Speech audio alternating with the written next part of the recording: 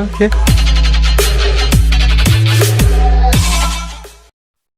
Hi guys, இன்றைக்கி நம்ம யூக்குலேலேவை எப்படி டியூன் பண்ணுறதுன்னு பார்க்க போகிறோம்.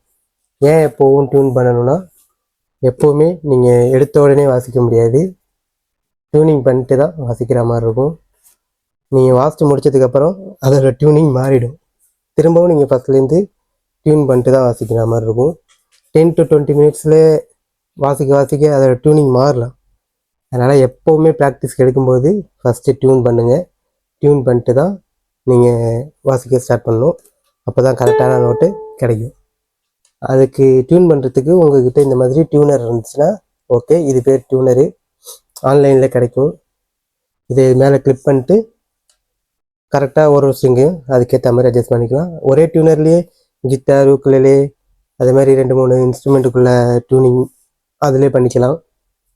இல்லை உங்கள்கிட்ட டியூனர் இல்லை அப்படின்னா மொபைலில் இந்த ஆப் மூலயமா கிட்டார் டியூனாங்கிற ஆப் மூலயமா நம்ம டியூன் பண்ணிக்கலாம். அதில் ஃப்ரீ தான்.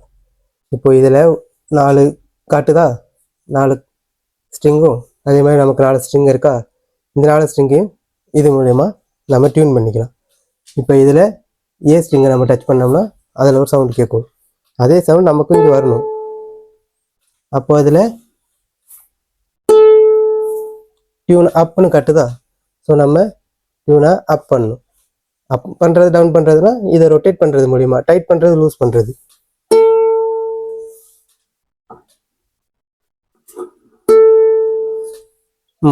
டியூன் ஆகிடுச்சு. இப்போ க்ரீன் வந்துருச்சா. இதே போல் ஒரு ஸ்ட்ரிங்குக்கும் நம்ம ஒரு ஸ்ட்ரிங்குக்குள்ள சவுண்டையும் கரெக்டாக அதே மாதிரி டியூன் பண்ணுறோம். இந்த டியூன் பண்ணிட்டு தான் நம்ம வாசிக்க ஸ்டார்ட் பண்ணணும் எப்போவுமே. ஏன் டியூன் பண்ணுறது முக்கியம் அப்படின்னா, நம்ம ஒரு டைமும் வாசிக்கும்போது கரெக்டான சவுண்டில் கேட்கணும். இல்லைன்னா இதோட மாறிடும், சவுண்ட் மாறிடும்.